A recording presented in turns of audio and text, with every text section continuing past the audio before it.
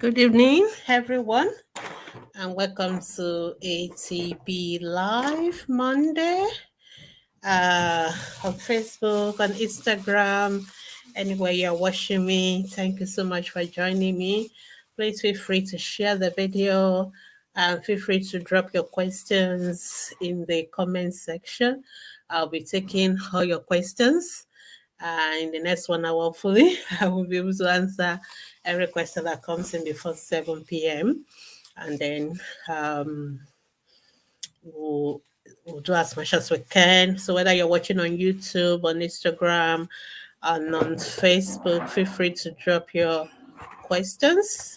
I'm trying to, and I will also try and just quickly share it in the next few minutes on the all our Facebook platforms. So please let's us use the first few minutes to share the video so that everyone can be part of this. Thank you. Welcome. This program is brought to you by Ask the Pediatricians Foundation. I am Gbemisola Boyede. I'm a pediatrician, and I'm going to be hosting the program today. So I'm just going to quickly share to our ATP Still a Mom Facebook group and the ATP Family Facebook group so that they can watch. If you're on Ask the Pediatricians, you can watch directly from the within the group, and you can also drop your question directly under that. But if you are watching from any of our other Facebook groups, you have to click on the video if you want to ask questions so that you'll be able to drop your I'll be able to see your questions as well. So thank you so much. Just also checking that the videos are pinned on our groups. So just 1 minute more.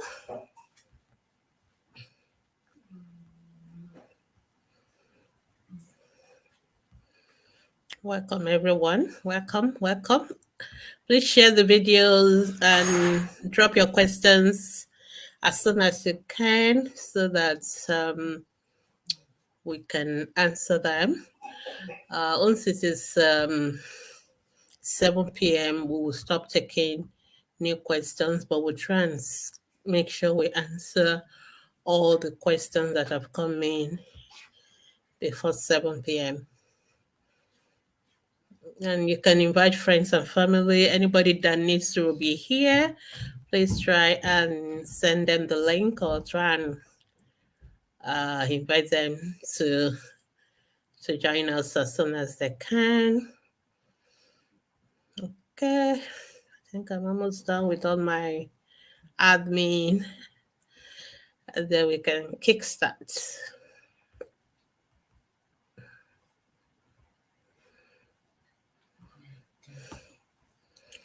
Okay. All right, I think my banners is not showing. Okay.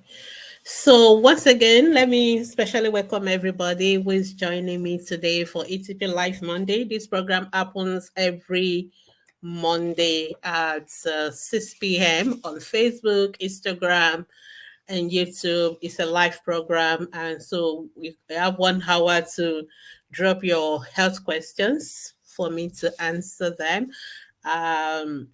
Thank you so much for everyone joining us. And if you want to watch old versions of this program, you can watch it on our Facebook pages. You can watch it on our YouTube channel, which is the ATP TVEE. So I just search for Artificial Foundation on YouTube. You see all our videos. And today is just an hour program. But if you have any questions after the live program, you can always ask your question on our Facebook groups. We have 3 of them.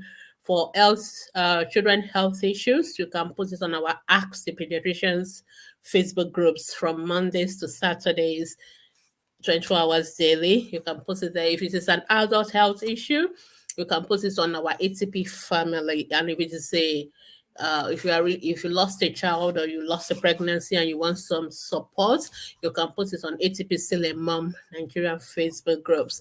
So you can always ask your questions in these groups beyond the live program. If you want to have one-on-one private chats, we can take care of that for you on our ATP clinics.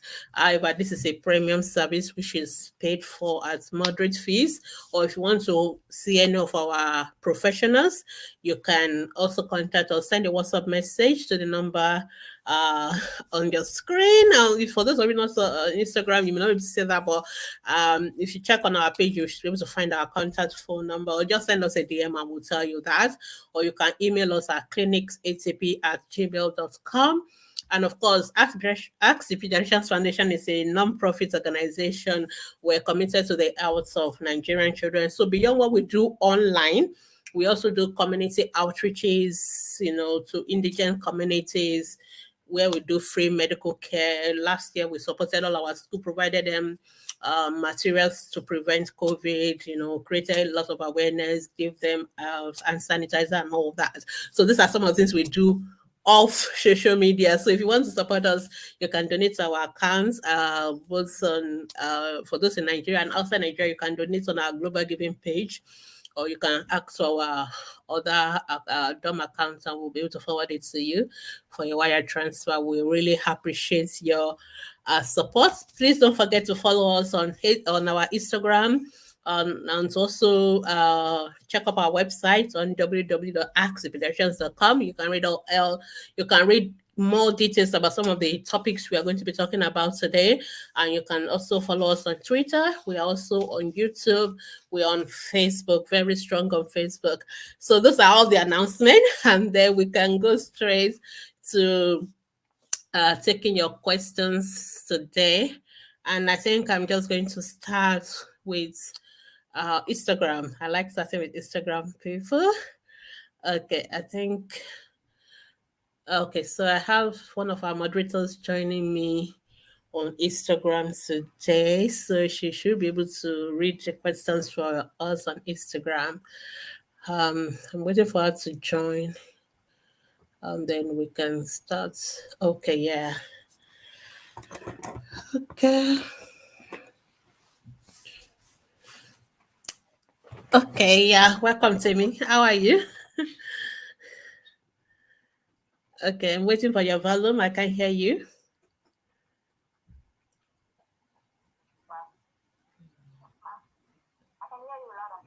Okay, let me just make sure my volume is okay. All right. So can you see the questions? Can you see our questions on Instagram? Yes, I can. You can't see them? Yes, I think some of the questions. I can see them. Can you hear me, ma? Yeah, your volume was a little bit lower. Can you increase it a bit? Okay, I've increased the volume. Okay. Okay. I can only see the questions that are coming now. Okay, so you can't see the ones earlier than that. Okay, let me just read the earlier ones. Okay. Sorry, everyone. I have to scroll down, which is what I struggle with on I just want to make sure I don't miss anybody's questions. So, okay, yeah, I think I got the beginning now. Okay, so the first question I can see is from, I'm sure you should be able to see the very first question. Did you see the question by Demi D? Which say what is the right amount of water? Did you see that? The right amount of water is 6 months. Okay, all right, fine then. Let me just read them. So what is the right amount of water a 6-month-old baby should take? All right. So when a 6-month-old baby, you can start complementary feeding. And even for a 6-month-old baby, most of the drinks and water, everything is still going to be breast milk, because even for 6-month-old baby, you're still going to be breastfeeding them as much as we're breastfeeding them before you start complementary feeding. So we expect that you are still breastfeeding fully. So they don't need to take so much water. So they just need to take only some water after the semi-solid or the complementary feed. So let's say you give them a complementary feed, like something like between 10 to 20 mils of water. After that is enough.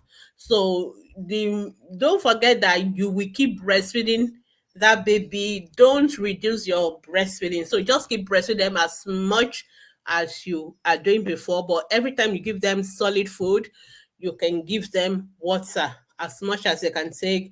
Usually not more than 20 mils, not more than 50 mils. We are not really counting it as much because we believe that majority of the water they will take, they will still get it from breast milk. So for example, let's say a 6 month old baby who is weighing 7 kilo or 7.5 kilo, the amount of liquid altogether that they need in a day is just 750 mils.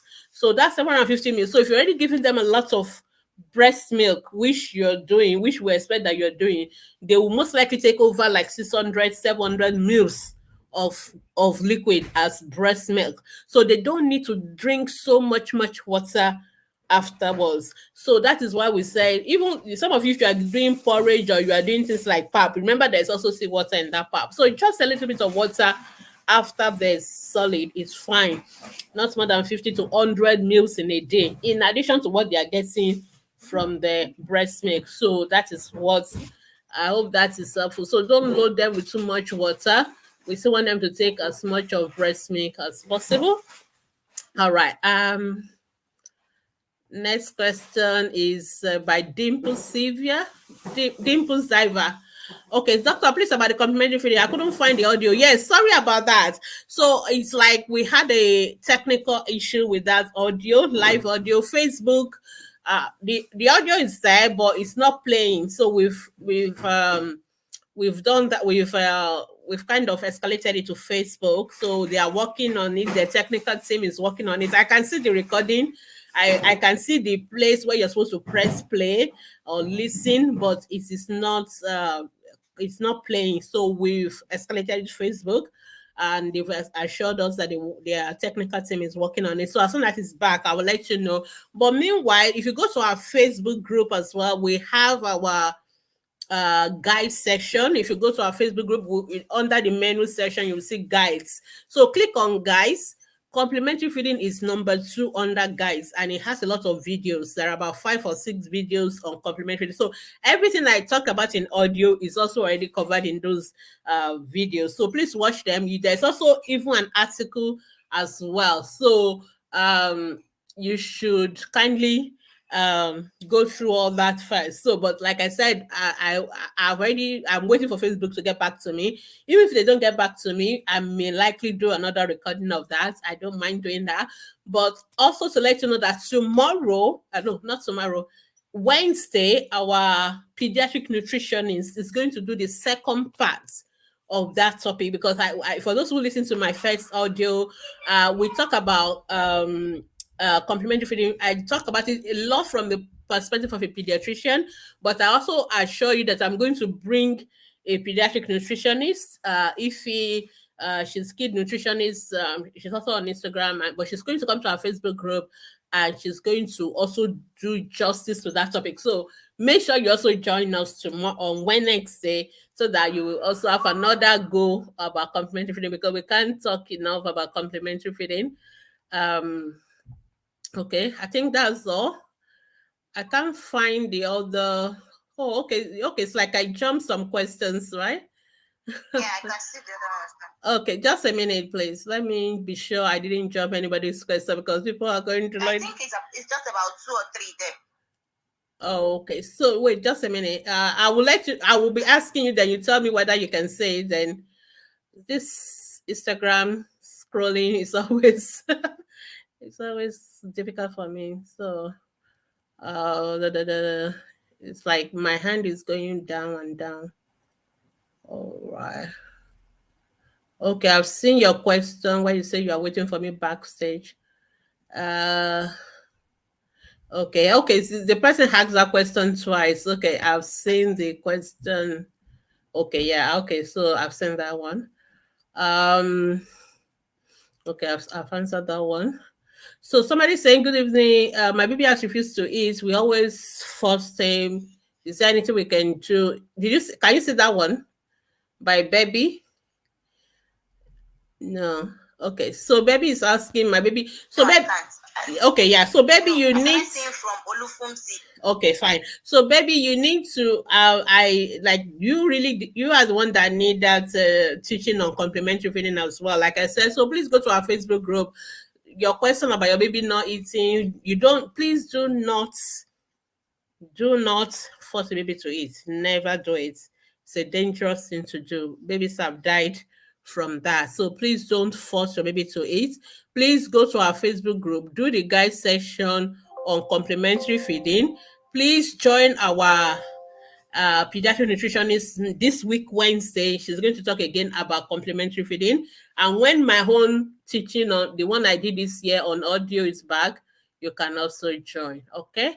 So Amaka said my baby is going to be 4 months on Thursday. Currently, she eats only 60 minutes of milk. I read online that she should be taking up to 120 to 150 minutes of milk.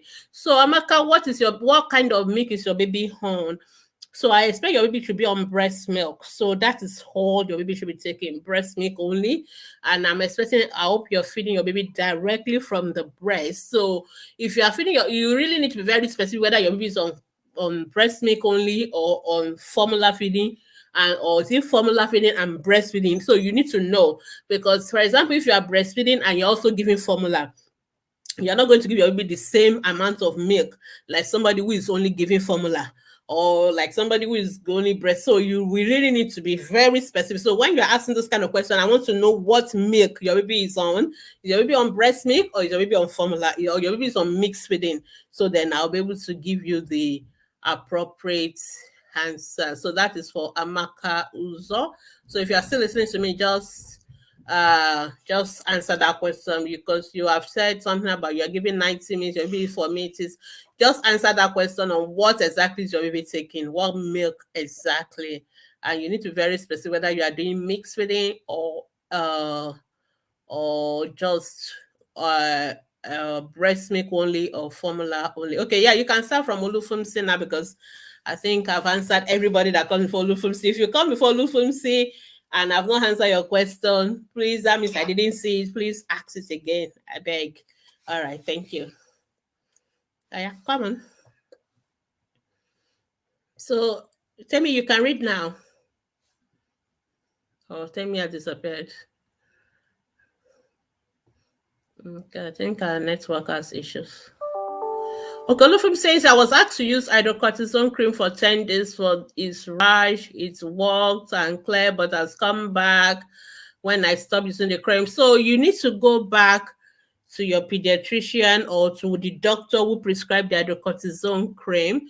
I'm not sure what rash your doctor is treating, so it's difficult for me to be able to give you any advice. But general advice, if a doctor will recommend a treatment, you use the treatment and the child is better, and or the thing come back, or the child is not better, the good thing to do is to go back to your doctor so they can take it up from where they stop. So that is what is important for you to do.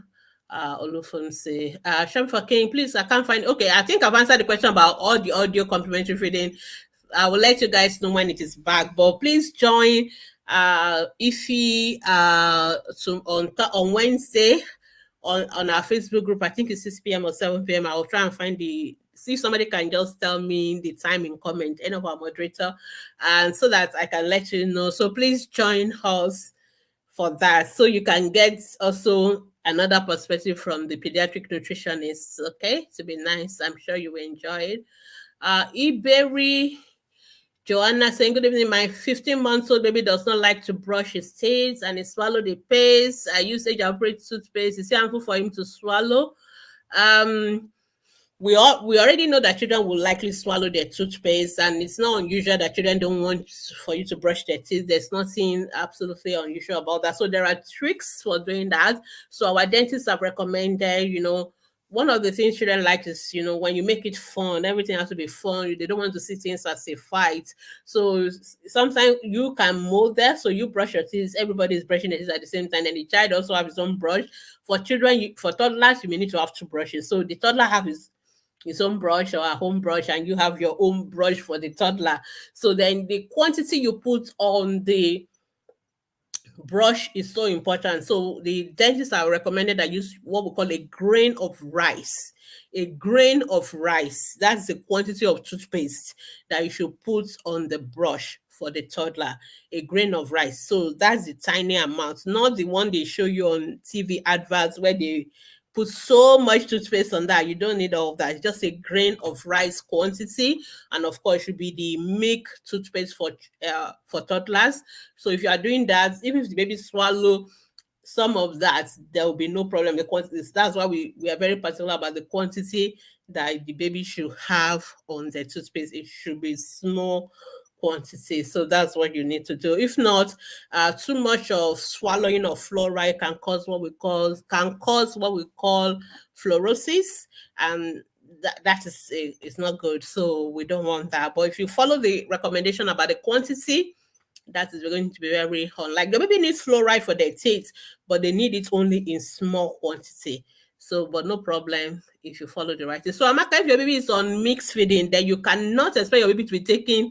You cannot just take information off internet like that and apply it to your baby. So, if your baby is on mixed feeding, you are not factoring in the amount your baby is taking through breast milk. So, if your baby is already taking breast milk, definitely your baby is not going to take the same amount of milk like those babies who are not on breast milk. So you have to factor in further your baby is sucking and is taking a lot in breast milk. We recommend that you breastfeed your baby exclusively.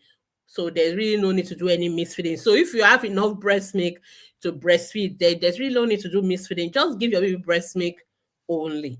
Okay, so I'm sure what you're recommending, whatever you're reading, most likely is for a baby who is only on formula feeding. Those are the ones that they will recommend that particular amount for. But if your baby is already taking some of it as breast milk, then your baby is not going to need to take as much as formula. Honestly, your baby does not need to take the formula. Your baby can just take only breast milk. So that is what that means. Good evening, please. My kids, do kids outgrow atopic dermatitis? Yes, they can, but just like any genetic condition, it varies. Some people, they will say, some people always have sensitive skin because it's a genetic condition. But most children, as they get older, as long as you know what it is that tend to trigger it off, and you avoid those triggers, then the children they have less of those skin lesions. But you must always avoid the triggers and all that. 2 year old is still young. So when we talk about outgrowing, we're talking about after the age of 5, 6 years. We are not talking of 2 year old. 2 year old, they are still going to likely be exposed. But more importantly, you have to be conscious of avoiding triggers. So they must always use only hypoallergenic products, natural product that don't have chemicals. You must always make sure you avoid anything that that trigger it off, grasses, pollen, some of those things, some drugs, some cream, you must avoid them. They must not scrub their skin too much. You just pat and dry their skin. You must keep their nails very short. So all those recommendations that the dermatologist may have given you, if you have seen them, or if you go to our website, you can read about atopic dermatitis on our Facebook group. So follow those instructions by the dermatologist. Your children will be fine, but it's usually a long journey, so there's no need to worry about it. But they always have flares, usually sometimes just like any genetic condition or any allergic condition, there are times it will be quiet and there are times it will flare up again. So what you just need to do that when they flare up, you treat it. You see your doctor or see your dermatologist and get it treated. We cannot always 100% say it will never flare up again, but we can reduce it as much as possible by taking those precautions. Okay. And then Modupa Folarin, good evening. My son had cough for about 3 weeks. Wow, that's a long time. And first and second visit doctor were given drugs, but the cough is still there. What can I do, please? So you need to go back to the doctor. The question we need to ask the doctor is that what is the cause of the cough? We are not treating the cough. The cough itself is not the problem when children have cough. I know it sounds like contradictory, but cough is actually a normal thing. It's a reflex. So the cough is only telling us something is wrong somewhere. Everybody coughs.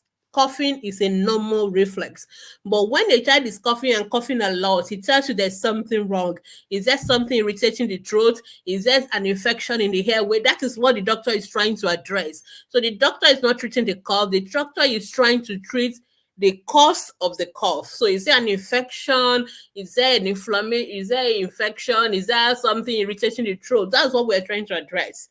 So you need to ask your doctor what it is that it is, so that we are making sure we are addressing the underlying cause. Sometimes when you finish treating the infection, the cough itself may not have gone, but we're not worried because the infection that is causing the cough is gone. So we know that within a shortly after days or weeks, the cough itself will disappear. So, but the most important thing is to know that we know what is causing the cough and we have addressed that. So the best thing is for you to go to your doctor and ask that question. If your cough, for example, is caused by something irritating the child, like maybe some of your generator fumes or your perfumes that you're using in the house or something, if you don't get rid of that, the child will keep coughing. So we need to know why. So I always want to advise you, when you go to the doctor, it's more than just what drug they're giving you. It is to have the answer to that question: why is my baby coughing? That is the number one question you need to get the answer to. And sometimes that is what is going to determine even the drugs that your child, or whether your child does not even need any drugs. So please have that conversation with your doctor. So I think I'm going to pause on Instagram because I now go to Facebook. I hope okay, Temi is back. All right, so let me go to Facebook now. Good evening. So Instagram, just listen while I answer Facebook. So somebody say my son is 1 year, 6 months old, and he's not yet walking. Please, you need to take your son to see a pediatrician, preferably a pediatric neurologist or a developmental pediatrician. We need to see your child. 18 months old, not walking, must see a pediatrician. That is delayed developmental milestone. Happy New Year, Charity. Thank you for joining. Another Facebook user say, what amount of water should be given to a baby? Okay, I don't know whether the Facebook user, you are the same person that is asking on Instagram and on Facebook. That is fine. I think I've answered this question. So when you start complementary feeding for a 6 months old, please don't reduce breastfeeding. Keep on breastfeeding them as much as you were doing before, which means they will keep on getting almost all their water from breast milk. You can give them a little bit of water, 10 mils, 20 mils. It's not much. They don't really need a lot of water. That's because majority of the water they need, you are still going to give them through breast milk. So it's very important, and we don't want you to be loading them with water and then they don't now have space in their tummy to take in breast milk. So the goal is breast milk, and you are adding the complementary feeding, and not to be loading them with plenty of water. It shouldn't be taking more than maximum 20-50 minutes in 24 hours is fine. So water, most of it is still from breast milk at that age. Somebody say baby exclusive breastfed, may not put for 2 weeks, blah blah blah. Yes. So if the baby now pulls every day, does it mean the baby is no longer using the nutrients? No, that is not what I mean. I guess your explanation for my why babies don't pull every day is wrong. It has nothing to do with nutrients. Baby is what I say is that the breast milk is digested already, and most of it is being absorbed into the body. Okay, so sometimes the baby, what they do is to stockpile the waste. They absorb most of the water and stockpile it, and then eventually will pull one big pull. It won't be hard, it will still be soft pull, it will be plenty for those babies that don't pull every day. But that is one end of it. The other end is the baby that will pull every day, or even pull 8 times, 12 times a day. So that is another phase, another set of babies. So maybe immediately they suck, they are going to pull immediately, because for such baby, they have what we call active gastrocolic reflex. So in other words, anything entering their stomach, it stimulates their intestine and they want to pass through. But what they are passing is not the breast milk they just suck.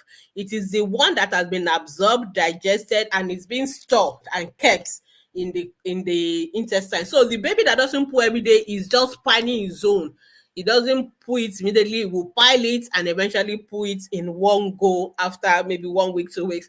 But the baby that passes his own every day is just that he's passing his own every day and not stockpiling it. So there's really nothing wrong. So it has something to do with nutrients. It's not, baby is not passing away the nutrients. It is this, what is the waste, whatever is left, that is being passed out. So I hope that is clear. But for babies that stockpile their own, because it stay longer, most of the water will be absorbed away from it before it is passed out. So it has nothing to do with nutrients or no nutrients. I hope that's helpful for you. So don't get yourself worried about your baby. So next person say, how do I handle teething in a 7 month old? You don't need to handle teething.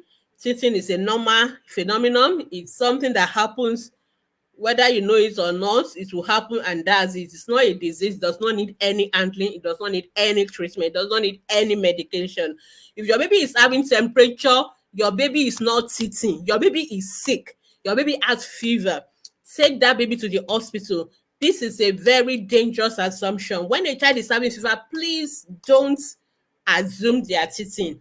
Never assume teething. That child is having fever. There are like 101 causes of fever, from malaria to infection from any of the organs. So if a child is having fever, give paracetamol. The fever is not going, take them to the hospital. Please, let's not be saying it's because they are teething. Never. Teething does not make your child to have fever. Teething does not cause any sickness. A child who is sick is sick. A child is not teething. That child should be taken to the hospital, should be treated properly, and that is it. I know you guys don't want to believe it, but that is the truth. And the danger of this is, if you don't take your child to the hospital on time, it can be dangerous, because even pediatricians, sometimes if you come too late, there's nothing we can do. And a child who is giving us enough time is better for us to quickly figure out what is causing the fever, treat it, than coming when the child is almost going. So please, this is one of the reasons why a lot of our children in Nigeria are still dying, because when children are sick, instead of us to go seek the right help, we are assuming they are teething. We are assuming this, we are assuming that. Please, let's not do that in 2022. Take your child to the hospital if they are sick. All right, Charity is saying my 10 months, 10.2 at 9 months is sometimes stooling and vomiting. To stop for a month, or then it will happen again. I keep giving him drugs. So the question is not whether you should keep giving drugs. The question is, why is the child having diarrhea and vomiting? It's not normal for a child to be having diarrhea and vomiting. So you need to go back to basics. It's your, how are you giving the food? What food are you giving your child? How are you preparing it? Are you using bottle to feed complementary feeds? Please just go and throw away all the bottles. So no child at 10 months, no child when they start complementary feeding should be fed with bottles. Feed them from a cup and a spoon and plates. And when they finish eating, you wash it and dry it. Please boil their water, especially if you are not sure because some of us in Nigeria, even some of this water that they are bottling for us, we've seen places where people are just using their borehole at the back and sealing it. So if you are not sure of the source, you better boil it, even though it's bottled water. Boil the water, wash the plate thoroughly. Please don't give children leftover food. Please, let's prepare our baby's food as fresh as possible. If they don't finish it, please eat it yourself or trash it and make a fresh one when it's time. These are little things that introduce germs to children. Wash their hands, okay? Toys, all their toys, wash and sterilize it. So if you take note of all these precautions, if your child going to daycare, you may want to go there and see what is happening, because ideally they should wash their hands between one baby and another baby. If it's a busy daycare, too many people, too many children, to maybe one or two staff, they are not going to follow all those instructions. So your child will end up having diarrhea and all that. So beyond just giving drugs, this is why is my baby having diarrhea. It's also one of the reasons we give children rotavirus vaccine, because rotavirus vaccine also prevents rotavirus infection, which is the commonest cause of diarrhea in children in this age group. So we want your children to take rotavirus. Some of you are saying, oh, there's no rotavirus vaccine in the health center. They ask you to pay for it. And some of you don't want to pay. So sometimes you don't pay for the rotavirus vaccine, that you will treat diarrhea and vomiting. That's all that will happen. So, but more importantly, let's take all the precautions to avoid diarrhea and vomiting. It is not normal for a child to be having diarrhea and vomiting. All right. So Absat is saying, good evening. Thank you for all you do, ma. How can I win my 11-month-old? Please do not win an 11-month-old. Okay, you are now pregnant. Okay, fine. Because normally I want you to breastfeed an 11-month-old. We want you to breastfeed at least up to 3 years if you can. I know you can do it. But since you're pregnant, actually you have two options. You can keep breastfeeding your baby even though you're pregnant. But if you don't want to breastfeed because you are very sick, vomiting, all the you may stop breastfeeding. There's no special method to stop to weaning. Is stopping the breastfeeding for you because you need usually for people that are not pregnant they want to wean. We recommend a gradual process. So in other words, you begin to reduce the amount of breastfeeding. So maybe you're breastfeeding your baby all day. You may decide not to breastfeed in the morning and breastfeed afternoon and evening. Then after a while, you stop the afternoon, you stop the morning, and you only breastfeed at night. Then when you are ready, finally, you just stop the night breastfeeding. But please, you make sure your child is already eating well. Your child is already well established on complementary feeding. The child is eating every other thing else. And if you win your child at 11 months, you have to give other formula, age appropriate formula for your child because your child still need milk. As when you are breastfeeding now, you don't need to do that. But if you are not breastfeeding and you are winning the baby, you need to give formula. So for other little tips, abstracts, I would recommend you go to our website www.askthepediatricians.com. We have what we call simple winning tips on that on one of our articles there. Please read it. You just have to stop. There's nothing else to do, but just for you to know how to help your baby at that time. But if you're able to cope, you can actually keep doing breastfeeding even though you are pregnant. It doesn't make your baby sick. It doesn't introduce any germs to the baby. For those who are worried about that aspect. All right. So another Facebook user saying my baby of 2 years, 10 months sweat a lot. What could be the cause? It depends. So when people say things like sweat a lot, it doesn't really make much meaning to us. How did you quantify it? What is a lot to you may not be a lot to a pediatrician, for example. So you need to give us some guide to let us know whether we should agree with you, whether it's a lot. If you are living in a hot city, whether it's hot, I mean, the child will sweat. And some of you will see wear them very thick sweaters and all that. The child will sweat. So, for example, if your child is sweating in a cold weather, maybe in an AC room, everybody is shivering for cold, and your child is sweating, and then I will agree that the child is actually sweating abnormally, and then we want to know why. Is there something wrong? So without having that guide or gauge, we cannot agree whether the child is sweating a lot or the child is just actually sweating normally. So you really need to look at it. Is your room cool? Is the room cool or is the room hot? Is there ventilation? Is your child wearing light clothes and all that? And other people are shivering from cold and your child is now sweating. And that is when you need to see a pediatrician. Otherwise, just keep the child cool and make sure you follow all the other things. So if your child is sweating in an environment where you expect the child to be cold, then you should please see a pediatrician because there are some medical conditions. For example, people with high thyroid hormones and other can sweat too much. Sometimes there's really nothing wrong, to be honest. Some people just sweat more than other people. It's just their own nature, but we just need to be sure first. All right. And the next person say, my daughter is 13. She called from school that her right breast is swollen and painful. When she presses it, a white substance is coming out. What do I give her? You don't need to give her anything. She's having puberty. So she's for 13-year-old. That is puberty. There's nothing wrong. So, but she should stop pressing her breasts. Okay. There's really no need to press her breasts. At that age, it's expected that her breast will be developing and all that. But if you keep pressing it, she can introduce germs, infection, and that is when it can cause what we call mastitis, like pus inside. But what you are describing to me like milk, I'm not really worried.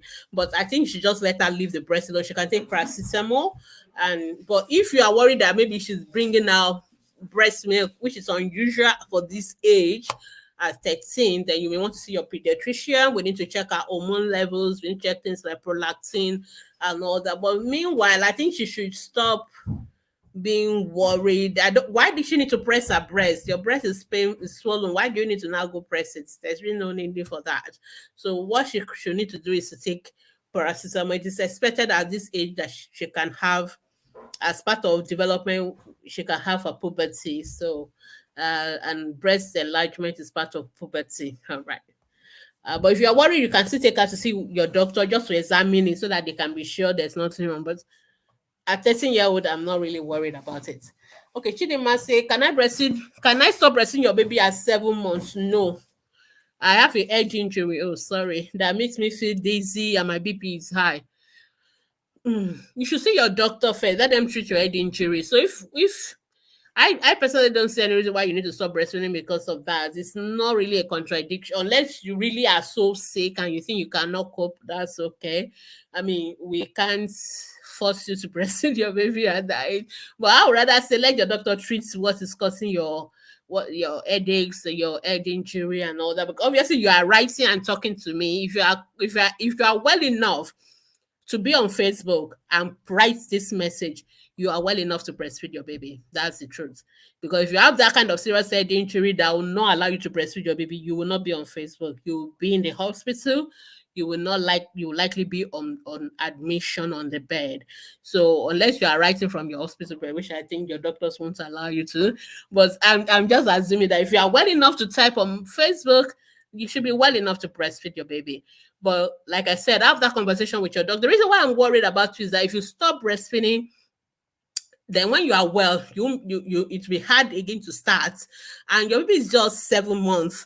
Your baby is going to face more challenges. The baby may end up being sick as well and end up being in the hospital.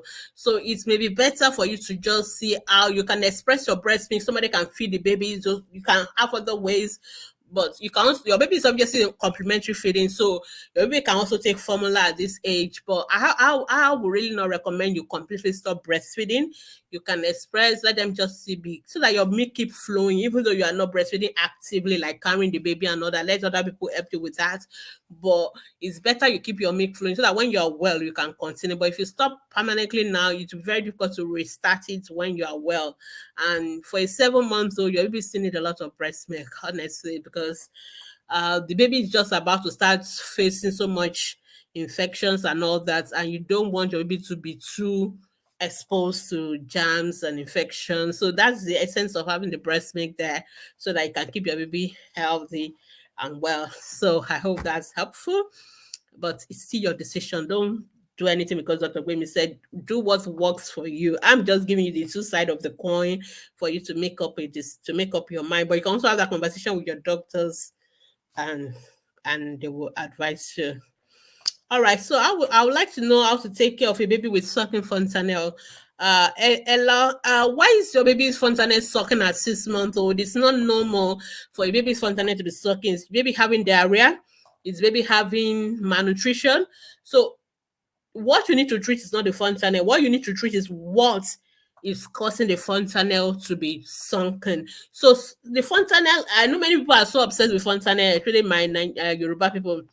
The fontanelle is not a problem at all. It's just a space. It's just a hole. It's just a space in the head. But it gives us information about other things. So if the fontanelle is sunken, it's giving us information. Is the baby dehydrated? So that is number one. Why will a 6 month old be dehydrated? 6 months old should be on breast milk. And 6 months plus should start complementary feeding, should be taking water. So why should the child be dehydrated? Should be having diarrhea, should having vomiting. So if it is dehydration, take care of the dehydration. Is baby malnourished? Those are the two things that will cause fontanelle to be sunk. Is baby malnourished? Why should the baby be malnourished? Let's feed the baby. So the fontanelle is not what you need to treat. What is causing the fontanelle to be sunken is what you need to treat. So if you are not sure what is causing it, please see a pediatrician and let the pediatrician. So don't follow all those people that are giving you agbo, ABBA remedies or making all those recommend. There's nothing wrong with the fontanelle itself. It's only giving you information about there's another disease wrong somewhere, because people ask me these questions a lot, and I know there are a lot of native diagnosis people give you because of the way the fontanelle looks or how it's looking, and I keep telling them that is there's none of those native diagnoses is the issue. The issue is what other medical condition is going on that is making this child to have sunken fontanelle, or Sometimes it can be bulging fontanelle. So that is what we need to address, not the fontanelle itself. So if you are not sure, please see a pediatrician. Let them tell you what is wrong and then them address it. So, for example, your child is dehydrated, I want to give water. Or if it's diarrhea, I want to give ORS and all that. If it is malnutrition, we want to feed the baby up. So most of the time, when people say my baby is not gaining weight because of the fontanelle, your baby is not the fontanelle that not making babies to gain weight. The babies has lost weight, and that is why that fontanelle is sunken. That is what the fontanelle is telling us. This baby is malnourished. So what we need to deal with is the malnutrition, not the fontanelle. The fontanelle has no issues at all whatsoever. So I hope that helped, because I know a lot of people here are my Nigerian people, and this is a major issue. So I went ahead to address those who have that in their mind as well. Okay, so another person saying, good evening, doc. My After the navel has fallen, do I need to give any drugs? No. Oh, please. Okay, obviously some people don't know me. So if you when you're asking questions, the more or the less drugs your baby do not take. Okay, I'm using too many negatives. Okay, let me say it again. The If you don't give your babies drugs at all, I'm happier than if you have to give drugs. So I actually don't like questions like, what drugs do I give for this? What do I mean, your baby's navel is falling. Why do you need to give drugs? Your baby is bringing out it. Why do you need to give drugs? Your baby do not need no drugs. In fact, we pediatricians, we don't like the baby to be taking drugs. We want them not to take any drugs at all. We want you to just breastfeed the baby, feed them, and we are fine. Give them immunization. So most of the time, unless a child is sick, they do not need any medication. So a child has have the navel and the navel has fallen, the child does not need any medication for that. It's a normal thing. So anything that is normal, don't need any medication. So what you need to do is the area still looking like a wound, or does it look healed? So if it is still looking like a wound, like it's raw, you can clean it with methylated spirits every day. Just clean and dry. Don't put it. Don't put lantern. Don't put bandage. Don't put cow dung. Don't put powder. Don't put methylatum. Don't put any of those things. Just clean it with methylated spirit.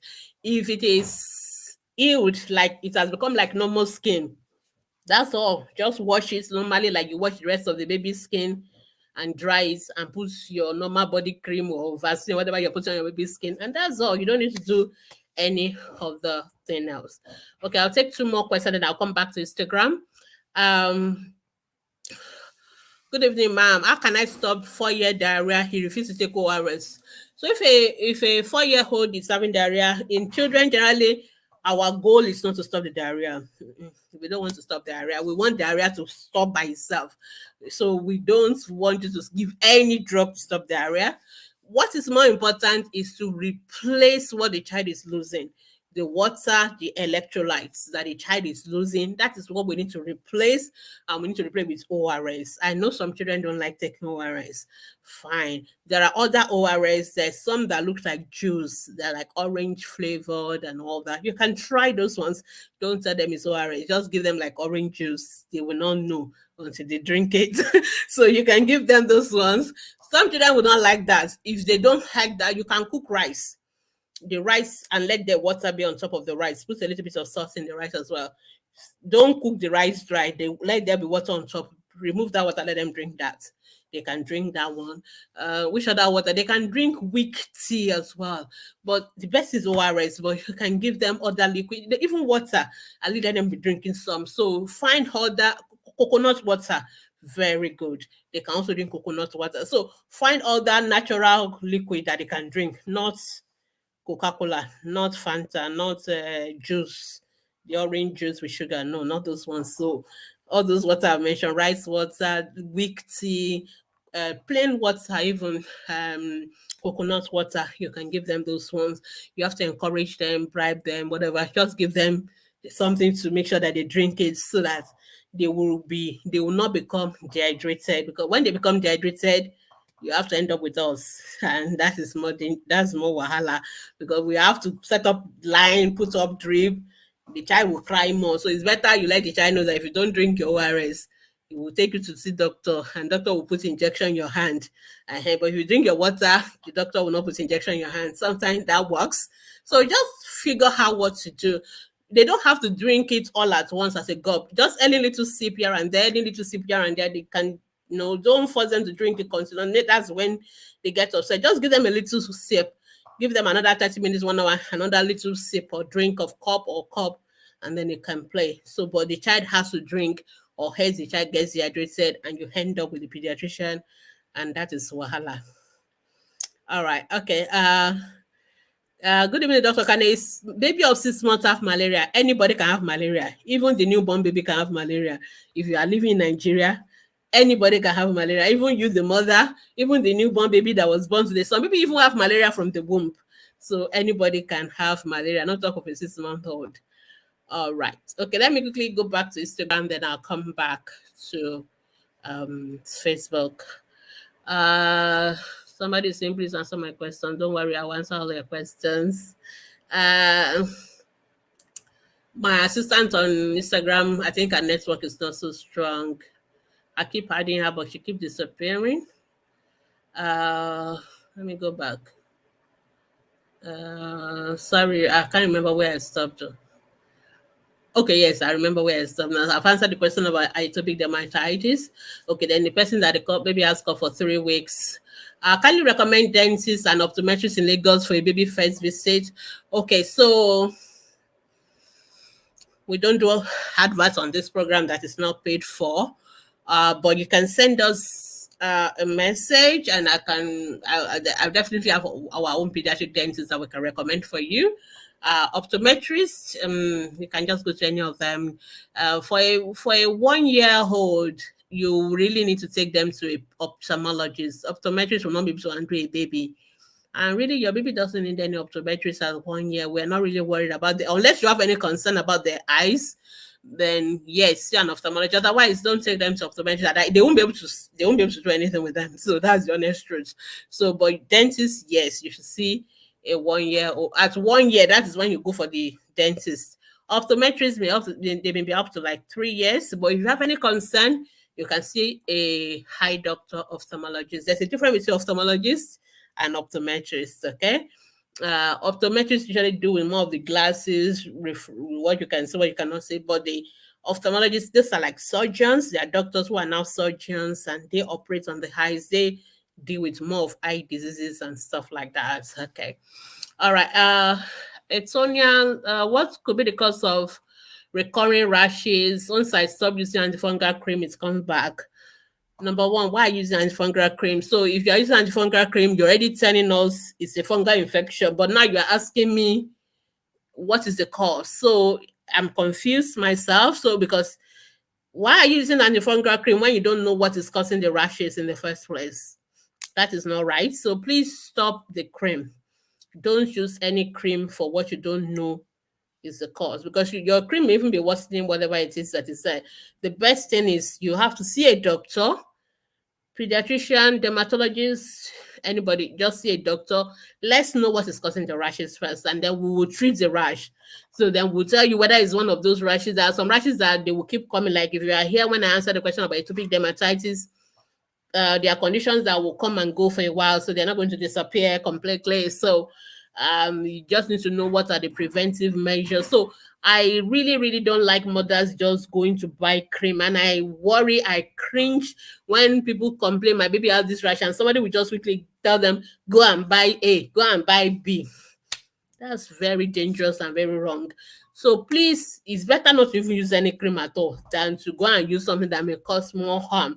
So it's best to see the doctor first. Let them tell what is the cause of the rash, and then let them recommend appropriate treatment. If it doesn't work or it doesn't go back to that doctor as well. General thing, use natural product on your baby's skin. Use things like Vaseline. Sometimes just doing that alone, your baby's skin is fine. Don't use all this triple action product. Don't mix cream into your baby's cream, and don't mix all these drugs, like all those drugs that are sold as cream, antifungal, antibacterial, and steroid. Don't mix them into your baby's skin cream, please. Use things like Vaseline, shea butter, olive oil, natural products on your baby's skin. And if they're having rashes, go see a doctor first before you can use anything on their skin to avoid causing more problems. So Etonia say my baby is 2 years old. She's always having rashes. Okay, is it the same person? I think is that not the same question I just read now? Okay, it's the same question, but you're asking it in details. So I think I've answered the question. Stop all the creams, see your pediatrician or your dermatologist, and then they will tell you what's next to do. Okay, Shop Smart Nigeria. Can I start using toothpaste to brush my 11-month-old baby? Yes.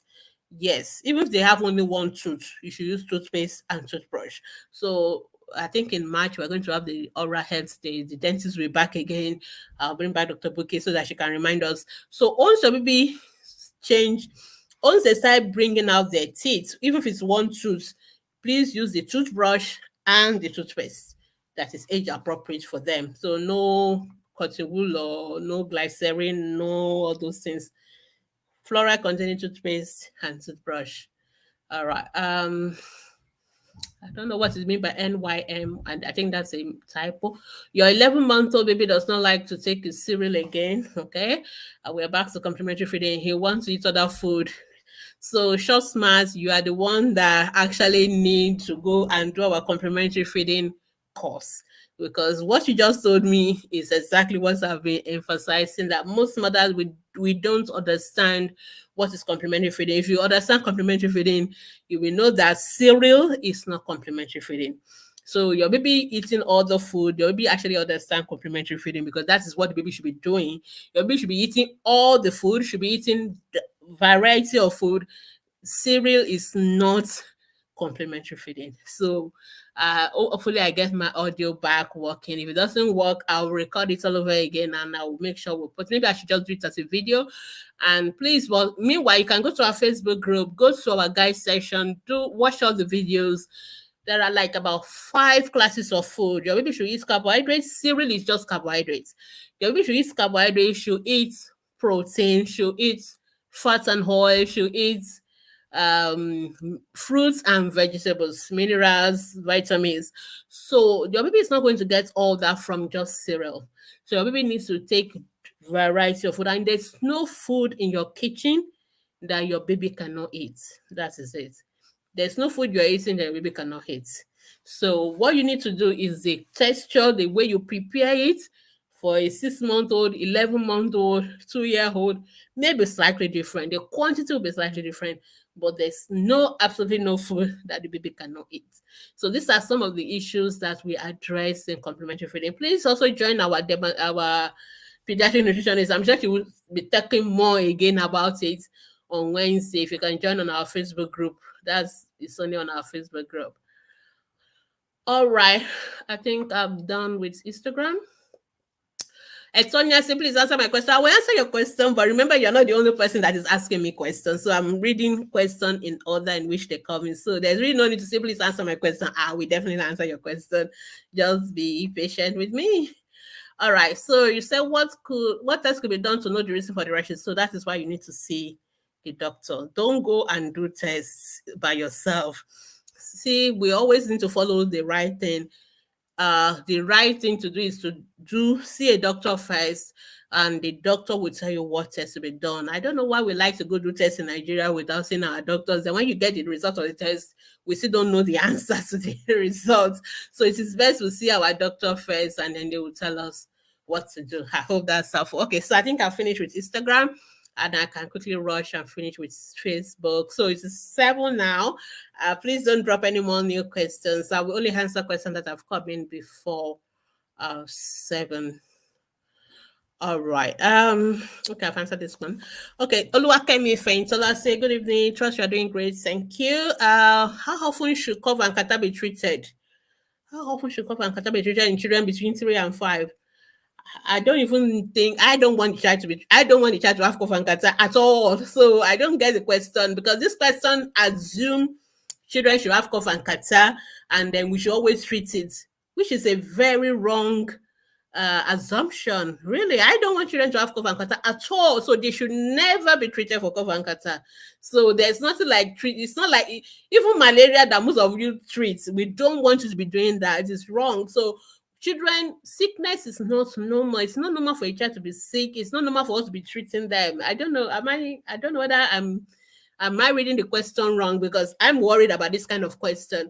So just the same way people ask me question like, because their children have never been sick, they are worried that they've never have to treat them for anything. And I'm like, that is normal. That is what I expect. I don't expect the child to be sick at all. So please don't treat children if they are not sick. So children should not be sick. Let's normalize children being healthy. Okay. It is perfectly fine for a child never to need to see a pediatrician ever in their lifetime. It is perfectly normal.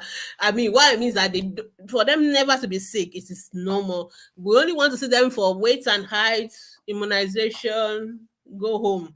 We are very, very happy with that. So there's no reason for a child to have cough and catarrh at all.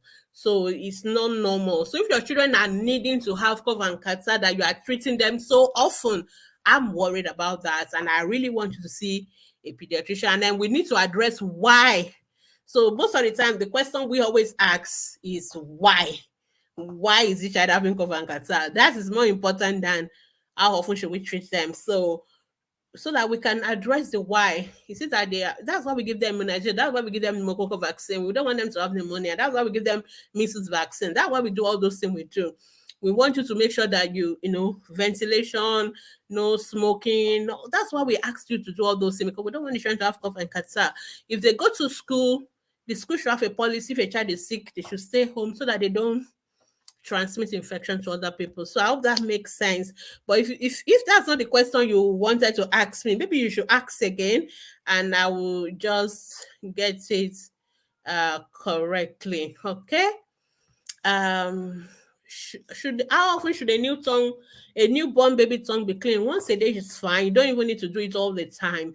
Only if the tongue is coated, clean cloths, clean water only, and then just clean the tongue. Please don't give them glycerin. Don't give them what other things people use to clean the tongue. Don't use any of those things. Clean cloths, clean water, and wipe the tongue. You can do it once in the morning, and it's fine. So, and if you think the tongue is clean, you don't need to do it every day. So, but most parents just find it easier to do it first in the morning when you are giving them their baths as well. Okay, advice on the best bowel movements for infants. Okay, there's nothing like best bowel movements. Everybody has their bowel movement pattern, which is normal for them. So some people move their bowel every day, once every day. Some move their bowel twice a day. Some move their bowel once in 3 days. It's fine.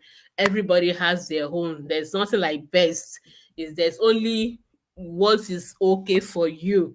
So that's fine. And the most important thing is that whether you move your bowel once a day, twice a day, once in 3 days, one in 4 days, the stool must not be hard. It must be soft stool, and that is it, and no blood and all that. That's all we want. So that is what we want. And then constipation, to avoid constipation, drink. So constipation is not about how often you pass through. That let's get that definition right first. So constipation is not the fact that you pass through once in 5 days. No, that is not constipation. That can be your own normal bowel movement. Constipation is passing hard stools infrequently. So each time you want to pass the stool is hard. The child is struggling to pass it out. It either comes as pellets or it comes in with like maize, the comb, the corn ahead, the way the way the cob of a corn looks like. If the child stool is looking like that, yeah, that is what we call constipation, or it's coming like pellets, like round, small one, and the child is forcing it out. That is what we call constipation. And usually, most of those children, they will struggle for days before they can even pass the stool. That is constipation. But some children may not pass stool every day, but when they pass their stool, it is still soft, comes like a sausage. That is normal texture, no force, no straining, nothing. That is fine. So, how do you avoid constipation? Children must drink water lots. They must drink at least 4 to 6 cups of water in a day. These are children who are not breastfeeding now. We're talking about children who have been weaned from breastfeeding, and so they need to take their water, and they must take at least 4 to 6 cups of water every day. That is about 1 to 2 liters of water every day. And then they must eat food that are rich in fiber. Food that are rich in fiber, your vegetables, very rich in fiber. Those are the kind of food, oats and all that they are. So avoid all this junk food, pastries, biscuits, sweets. Avoid them. Water, vegetable, fruits, there will be no constipation. Then also encourage children to go to toilet immediately they feel. Sometimes our children, they want to watch their cartoon and they are busy. So when they feel the urge, instead of them to go, they will keep it in, and then they'll keeping. Some children, the toilet in their schools are so bad, so they don't like going to toilet in the school, so they keep it in. What that does is that it makes it kind of affects, I don't want to use jargon. So there's some part of the body that give you sensation that it is time for you to go to the toilet. But the more they don't go to toilet and keeping the stool, they lose that sensation, they lose it. So after a while, they don't even feel like going to toilet. And then the stool is so big there and it's so hard. And the longer the stool stays there, the more water is taken away from it, and it becomes so hard. And then it becomes so hard to pass out. So that's what causes constipation. And so usually if a child is already constipated, we need to give them medication to get the constipation out. So it is not going to go with fruit and vegetables, because the constipation, the hard one, has to come out first. So usually we have to give them some medication for that. We call it stool softener and all that. So when they take that, they will pass it out too. But after they've passed it out too, we now need to make sure they don't get constipated again. And that is where drinking a lot of water, going to toilet on time and regularly, eating fruits, food that are rich in fiber, that is when those now come in. All right. I hope this is helpful. I'm not lactating well. It's not good for my baby. Why are you not lactating well? Why not? Let's address your lactation. So that is what I want to address. I don't want to address NAN. I don't want to recommend formula for your baby. So let's address why you're not lactating, and let's make you lactate and breastfeed your baby, because it's still the best for your baby.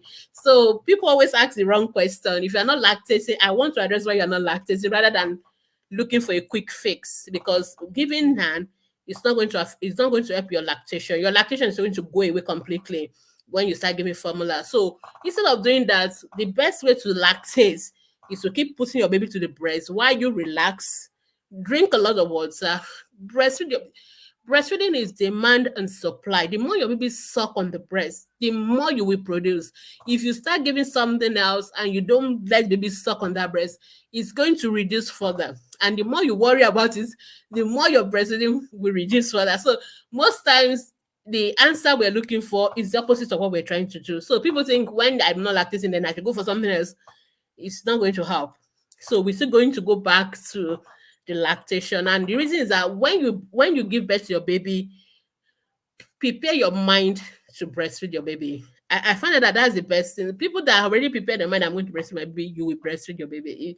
It's from the brain. Honestly, breastfeeding is from the brain. It's not from your breast, because it's your brain that that produce the milk that is expressed from. Yeah, that is the honest truth. The hormones that control breastfeeding is produced in the brain, and they are produced when you are relaxed, when you are happy to see your baby, when you are emotionally adjusted, when you are not stressed. When you are stressed, you are worried, you are anxious, you think you cannot do it, you produce what we call stress hormones, and stress hormones will stop breast milk production.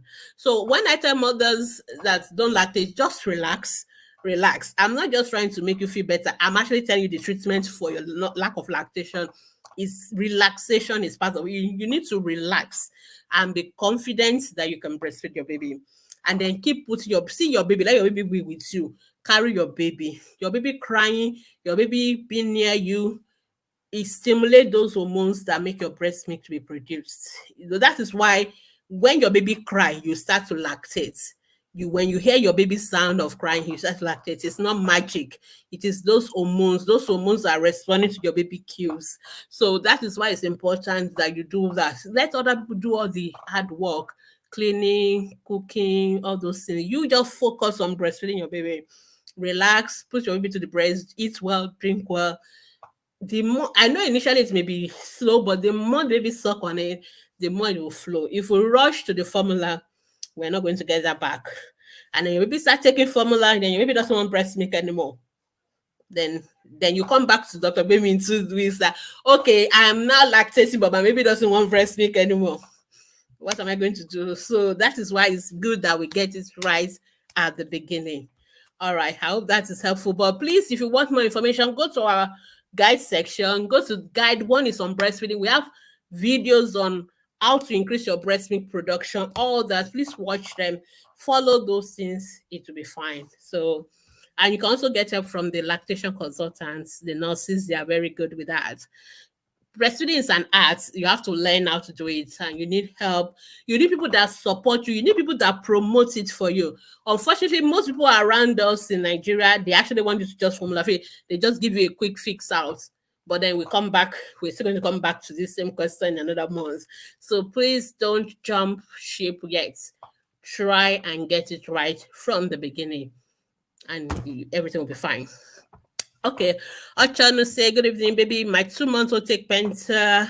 I put as blog. Now the area is red and painful. Sorry about that.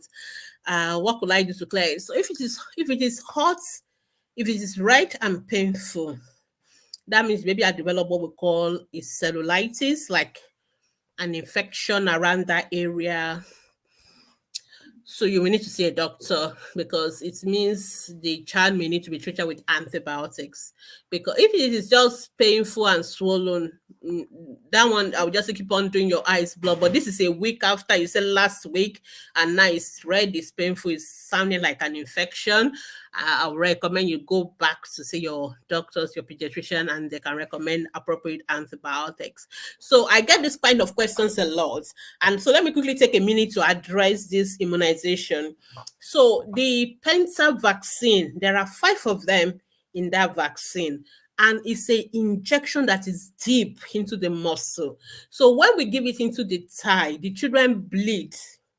They bleed into the skin, and that is what is causing the swelling. That is normal, it's not a problem. So what we normally recommend is that from that day, please just put ice, don't rub it. When you rub a bleeding, you make it bleed more, which is what most parents do. They start using what's it called, all this aboliki or whatever. Don't rub. Just like the same thing when children eat the head and bleed, don't rub it. I don't know who taught us that. I think it's something Nigerians we do. We just always rub massage. No, it's actually wrong. Don't massage any bleeding. Leave it. Get ice block. Just get, those are your ice cubes. Put it in a handkerchief, maybe white handkerchief, and tie it, and just put it there intermittently. Put it on the thigh, maybe 1 minute, and take it off because you can't leave it continuously. Just take it off, maybe another 5-10 minutes, you can put it back again. And be very gentle with the way you handle the children's leg. That's not the time to be packing them and be dragging their legs anyhow. It's very painful. So just gently hold them in your hands and gently pat don't bath them, don't handle the legs roughly. Be very conscious of it. I find that mothers are not always conscious that this child just has some injection on that leg and it's painful. Give them paracetamol. Please give them paracetamol every 6 hours based on their weight. So you may need to ask your doctor or your nurse how much of paracetamol you need to give it. It's not 0.3 mils, it's not 0.6, depending on the age of this baby. So you need to work it out. And then you put the paracetamol, give them paracetamol every 6 hours for 2 days. Make sure you keep on putting the ice packs gently. Don't wear them long clothes and all that. Leave the leg open so that you can easily access it and put the ice packs, and do that for like 1 or 2 days. It is because when you put those ice packs, you stop the bleeding, so it doesn't get worse, and the one that is already there with time will gradually go down. When you rub it, you cause more bleeding. When you rub it or you handle it anyhow, your hand can introduce germs into the blood, very fertile medium for bacteria to grow. That is what causes the infection. So these are simple strategy we need to do. And usually within 2-3 days, everything should go down. But if we don't follow those principles, we make it easier for the children to be exposed to infection, and also becomes infected, red, and or sometimes we even come out with pus. We have to treat with antibiotics, and then it's so. But So then after the initial few days, the swelling will still be there. There's no need to panic about that swelling. Don't rub it. The swelling will go down over weeks. But the most important thing is that it's not hot, it's not red, and it's not like it containing pus, and it's not it's usually should not be painful anymore after 2 3 days. So let's be very conscious of when we go for penta immunization. And ideally, we should have all this conversation when we go for immunization. I've done a survey before. So some of us said they do tell you about it. Some health center they don't tell you about it. So depending on where you are, but ideally the nurses or whoever is giving the immunization should have told us about all these simple strategies. All right, I'm rushing out. Joyce, in my 2-year-old has bloated tummy. They warmed him. I feed him, he vomits. His stool is watery.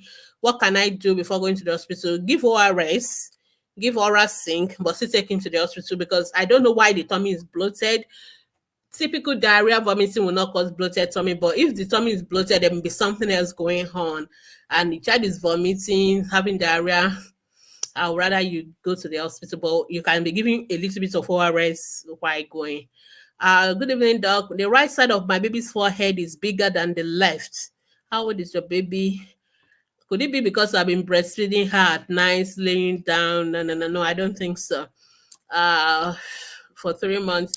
No, I really, it's more important to see your baby first because so there are medical conditions that make some half of the baby's side to be bigger than the other half. And in fact, that is what I'm going to think first. And the question I want to ask is the baby like that from the beginning or is it something new? So bigger or not bigger has nothing to do with whether a baby is lying down to breastfeed. No. It has nothing to do with that. So there are medical conditions that can actually cause, we call it hemihypertrophy, where your one side of your body is bigger than the other side. And so we need to know whether that is what is going on here first. But always also know that your body are not exactly the same. Some part of the body maybe always be slightly bigger, different from the other. But we really need to see this baby anyway before we know. So I would strongly recommend you see a pediatrician. It has nothing to do with you. It has nothing to do with your feeding or anything. It has nothing to do with you at all. It's something that we need to see the baby for. And another person said 2 weeks ago, you said I should not worry if my baby does not bear weight on her leg at 5 months. But I saw a baby of 3 months stand on her mom's lap and I'm scared. Should I not be worried? I know you should still not be worried because I don't expect your baby to be standing. So it's not a milestone we expect at 3 months for your baby to be standing. Okay, or even at 5 months. Okay, so some maybe don't want to do it, so there's no point forcing them to do it. Okay, so please don't force your baby to stand when your baby is not ready to stand.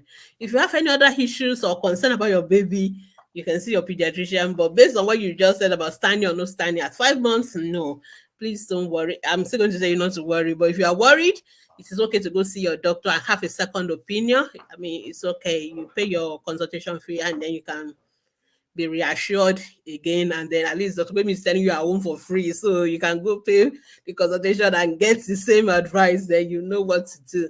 Seriously, you don't need to worry. But but if you are worried, I'm not stopping you from seeing another pediatrician for a second opinion. Please feel free to go.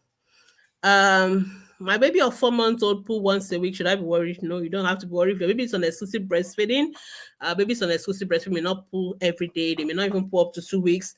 As long as your baby is not vomiting, your baby's tummy is not swollen, your baby is otherwise well. When they pass the stool will still be soft, and there's really no reason to worry. Okay, and Facebook is I was told to come back by April for another vaccine when I went there in November, and there was no vaccination at 6 months for babies, just oral immunization for that 6 months. Plus, she will take everything together by April. I'm not sure I understand your question. So instead of you telling me April, May, November, it's better to tell me when I went for immunization when my baby was 4 months old. They asked me to come back when the baby is 9 months old. That make more meaning to me because you've not told me the date of birth of your baby. So the April, November doesn't really make much meaning. But if they've told you that, I believe they know what they're doing. So after the Penta 3, the next immunization is at 9 months, which is measles, yellow fever, and meningitis vaccine, if that's what you meant. at 6 months we give vitamin A. So there's immunization schedule. You should have your immunization card. So all those information should be there. So just look at it. And I believe the people that gave you the dates, they are the one that actually are the best to answer this question. But if that is what you want to clarify, I don't think there's any problem with that when they ask us to come back. Uh, so thank you for the good work. When my baby poo a greenish poo, something that looked like men, I was told it's due to teething. Who is the person that told you it's due to teething? Anyway, so if you want to coach, you have to tell us who told you, because I'm sure this is not us. We will never tell you that your baby's greenish stool is due to teething or menor stool is due to teething. I'm sure that is not from Ask Pediatricians or any pediatrician. That is from your experienced mothers telling you nonsense. So please, though, it's not true. So melon-like stool is normal for babies on exclusive breastfeeding. Greenish stool is like you are not giving enough. We call it starvation stool. So all you need to do is just to breastfeed your baby more. It is not teething anything. So I hope that is helpful.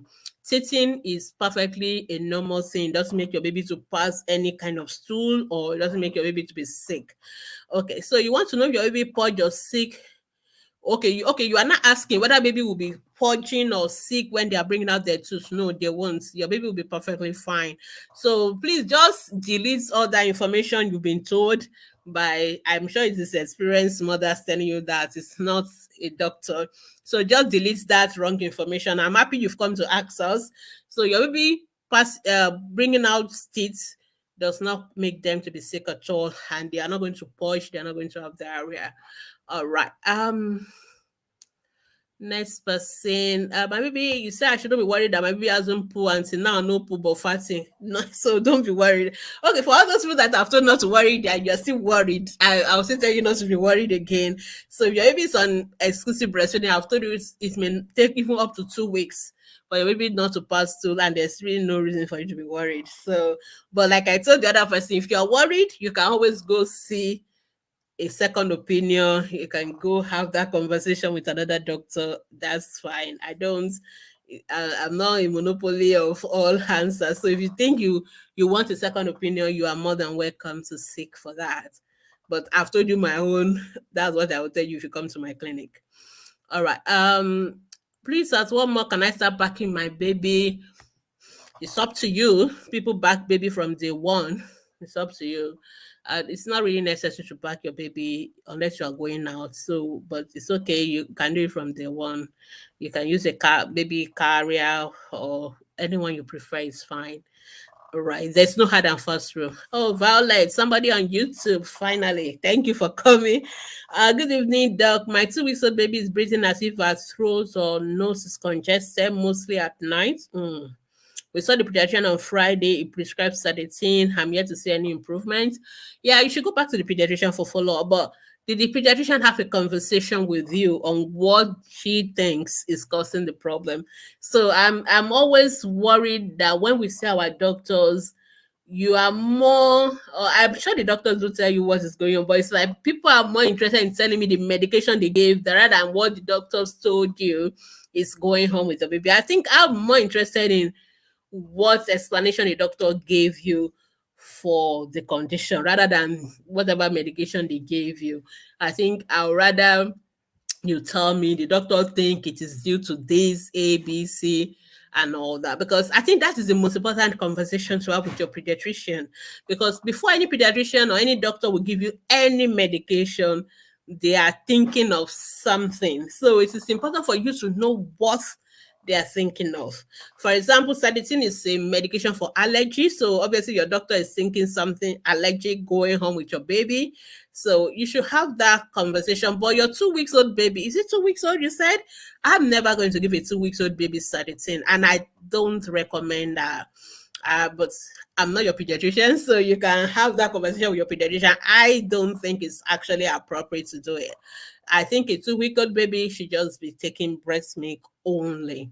Okay, so that just take care of things in your room that could be irritating your baby. Make sure there's ventilation. Make sure you are not cooking near the room. Make sure there's no there's no smoke generator fume. Since that is this person you saw a pediatrician or you saw a doctor? Please, every doctor you see, may not necessarily be a pediatrician. The fact that they see a baby does not make them pediatrician. I doubt a pediatrician will prescribe sedative for a 2 week old baby. If you really, I doubt a pediatrician will do that. So I strongly recommend that you go have that conversation and be sure whether this doctor is a pediatrician or not. And if person is not a pediatrician, please don't take newborn babies to those who are not pediatrician. I beg you, it can be very dangerous. So please see only a pediatrician for newborns. Baby less than 1 month, they must only see pediatricians. Pediatricians will not prescribe sedative for a 2 week old. I'm worried about that prescription. If I would recommend that you stop it, and I would recommend you go back, see make sure that whoever you are seeing is a pediatrician and not just any doctor. Very important, because at that age, I'm not even worried about this congestion and all that, because sometimes at that age their airway is not yet fully formed, so you hear a lot of noises which are normal because it's the airway, it's the hair moving. It has nothing to do with any infection, it has nothing wrong with the baby. And unless there's something else that but even then sedative is not what we're going to be recommending at 2 weeks old. So I just saw the age of your baby now, it just click in my head that this is a 2 week old, please. So I'll recommend you have that conversation with the doctor you're seeing. I mean, that's my opinion, really. Okay, okay, somebody is asking me the same question. I've answered the question again about your baby not pooing, so don't worry. I've told you, but if you're worried, be my guest and I'll see a doctor for a second opinion. The same person. Why are you repeating the question over and over again? I've told you there's no need to worry. Okay, Charity Owen. Okay, Charity, I can't remember your question. Okay, okay, the one about diarrhea. Okay, yeah, your baby is having infection. I've already answered your question. The question is, why is your baby having infection? That is what I was addressing, and that is what I think you need to really address. Okay, Nana say, good evening. My baby at 11 months has some rashes on her face only. What can I do? We really need to see the rashes, Nana. Without seeing the rashes, I wouldn't know what it is. I won't be able to advise. If it's only on her face and it's something new, maybe you want to think about what is new that your baby is exposed to. Who knows? Did you apply anything on the face? Just think about it. But honestly, I need to see the rashes for me to be able to give you any specific advice. So, Nana, you can put it in our Facebook group and we will be able to address that further. Okay. Okay, Charity, you notice this when you're enrolling in crèche. I think I mentioned that. I'm not going to say quickly change the school. You need to for verify. It may not even be the crèche. That may just be part, maybe something different. But you may want to go to the crèche as well to investigate how many children are in a crèche, how many carers are there, how do they handle them, how do they handle feeding time. So for me, what I'll do is to bust in unannounced and see what is going on in the crèche and know whether they are actually following hygiene. And you can actually have that conversation with them. Then how do you package your food to the crèche? Do you put your food in a food warmer, the food you've cooked since morning and your baby is eating? There are a lot of things that goes on. Or is it food that they make at the crèche? How do they warm it up? And so those are the conversations you also need to have with yourself to make sure. For example, if you are making some food and it goes there from morning, and some food, germs can easily breed in them if they've been there for so long, and it's not properly warmed up again, and so that all the eating will kill all the germs and all that. So these are things you really need to think. You need to work out where this infection is coming from and address it. So either whether it's with the crèche or so, that's up to you now to work it out and to address it. But I've told you all the possible source of infection and for you to deal with it.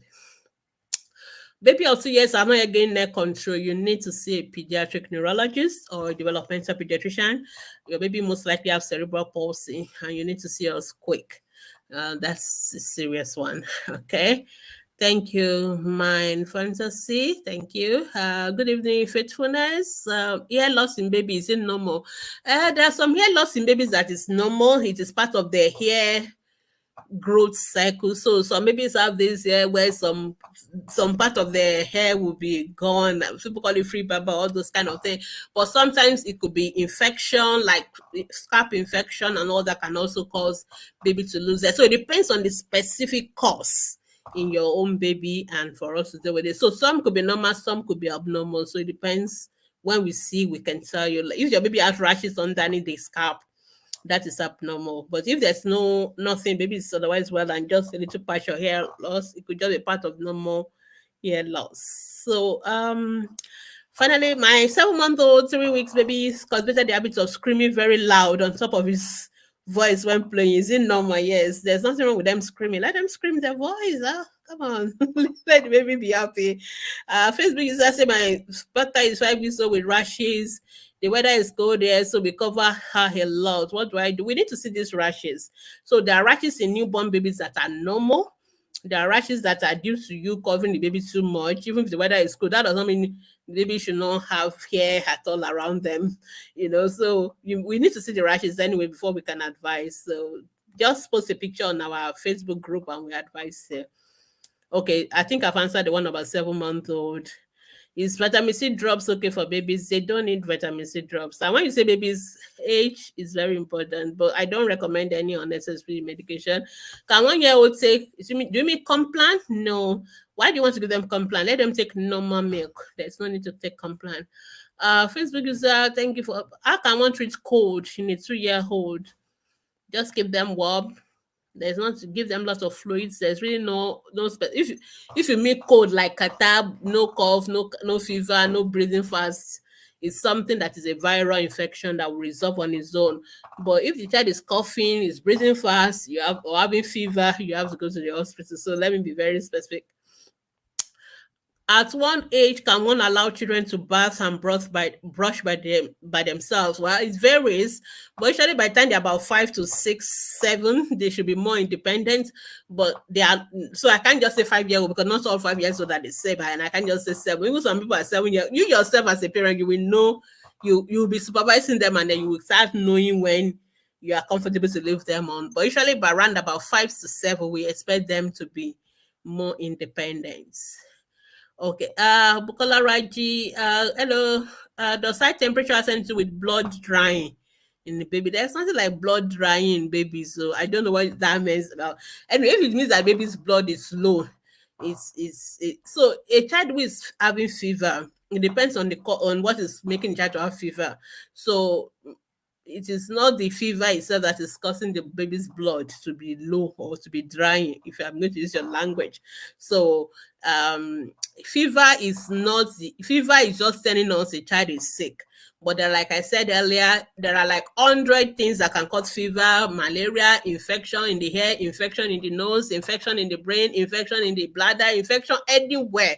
So there are so many causes of fever. So if a child is having fever, we need to take them to the hospital. We need to know why they're having fever, and we need to treat the underlying cause of the fever, and that is the job of the doctors. Okay, at what age can your baby start using toothbrush? When they have their first teeth. So that is what I said. Thank you, Facebook user. As in, my nipples are very big, and maybe find it difficult to suck, especially the first 3 months. There's nothing you can do. Say now, you please ask the nurses. They can teach you some techniques to use. I don't think your nipple should be on. I don't really think it should be that bad to affect your baby, but I've not seen it, so I can't just give an opinion. So, but there are ways around it. So the worst that can happen is that we ask you to express your breast milk and give your baby with cup and spoon. But I'm sure there are still ways by which you can be helped, because babies are not sucking from the nipple; they're actually sucking areola. So that's why I worry when you say your nipples are big, because we don't want, babies are not really sucking on the nipple, unless you're saying your nipple is so big that when it enters your baby's mouth, your baby will not be able to, there will be no more space, which I really, really doubt. So that's why I say you should need to have a conversation with a doctor or a nurse. We can actually have a look and then we'll tell you how to breastfeed your baby. It may just be you thinking your head, and that's because you're also actually trying to feed your baby on the nipple, which is actually not what you're supposed to be doing, because you're supposed to be feed your baby on the areola side. But like I said, it's better we see you and have that kind of conversation one-on-one rather than I have to see before I can, and I'm sure any of my colleagues can do that. So my baby is sitting, there's no temperature, but she can't sleep even at night. What do you mean she can't sleep? Why is the baby not sleeping? It's that's not to do with teething. No, teething is not the one making baby to not to sleep. So feed your baby, change your baby, make sure the room is not hot. Carry the baby Tell us the age of your baby. You didn't even tell us that one, so we know what to advise. But sitting is not what your baby is not sleeping. The baby is not sleeping. We need to check what you're doing, what you're not doing, and then figure it out. And sitting does not mean baby to have fever. So you are saying you are seem to be surprised there's no fever. The baby should not have fever anyway. So there's no reason why your baby should not sleep. Feed the baby, make sure your baby is clean, dry, no wet nappies, make sure the room is well ventilated and all that. Please, do I know how do I know the expiry dates on baby's cream? It should be written there. Just look for it. I think some of them don't have expiry date, to be honest. I don't think it really matters. Uh 6 months old, when giving pap with sugar beer, that you can add a little bit of sugar. Is Bicombium okay for a baby that doesn't eat well? Bicombium is not the solution for a baby that doesn't eat well. It's just vitamins.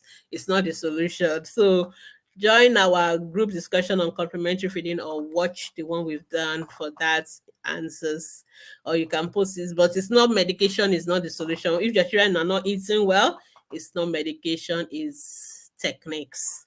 Okay, last before the last last question. Good evening. My baby of 7 months, I know that his front head in the middle is swollen, is drawn down from the middle of the head down the forehead. Okay, I think you are referring to maybe one of the suture line and all that.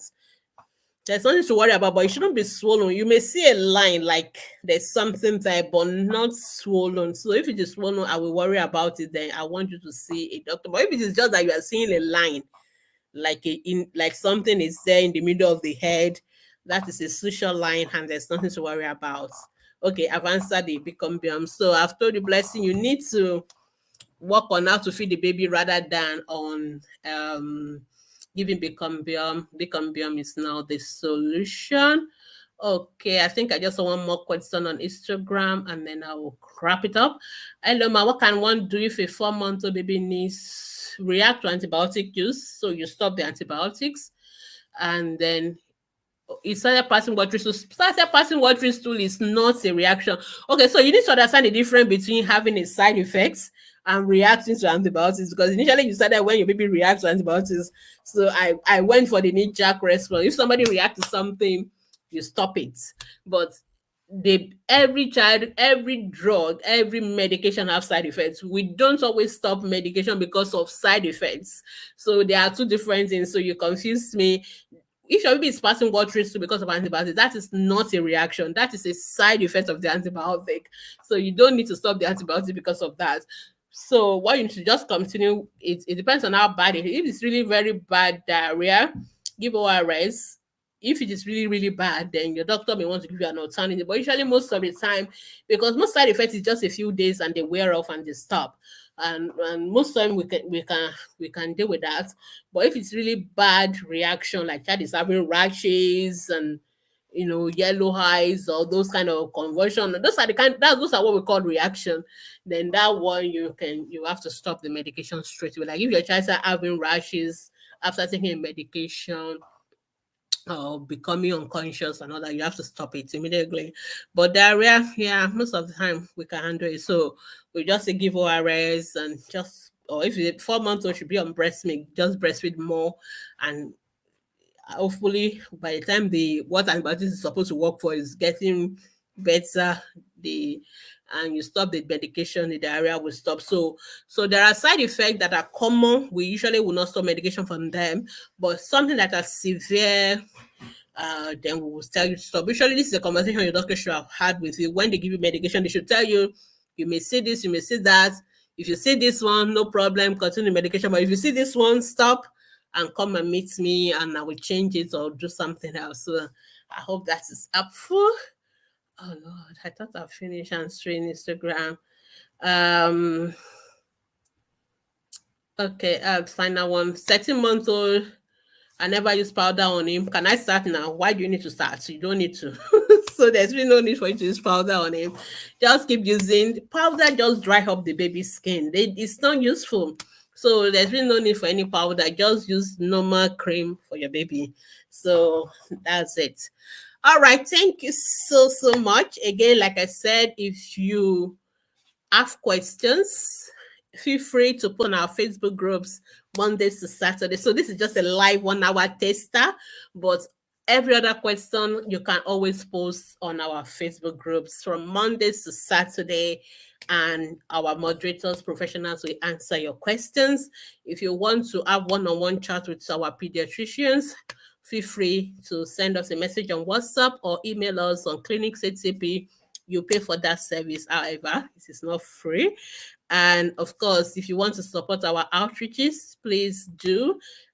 We'll be very happy for you to support us to reach people that are not on social media, indigent children in our communities in Nigeria, in Ghana. You can support that, or you can join our volunteers team as well. And of course, remember to follow us on Instagram, Twitter, on YouTube, all our ATP Live. You can watch them again on our Facebook pages or on our YouTube channel. They are permanently saved there, or even on our IGTV as well on Instagram. You can watch them. So thank you so much. For all of you that have asked questions about complementary feeding, please don't forget to join the pediatric nutritionist Ifi Omesete. She will be on our Facebook group, Ask the Pediatricians, on Wednesday, and she will take another session on complementary feeding.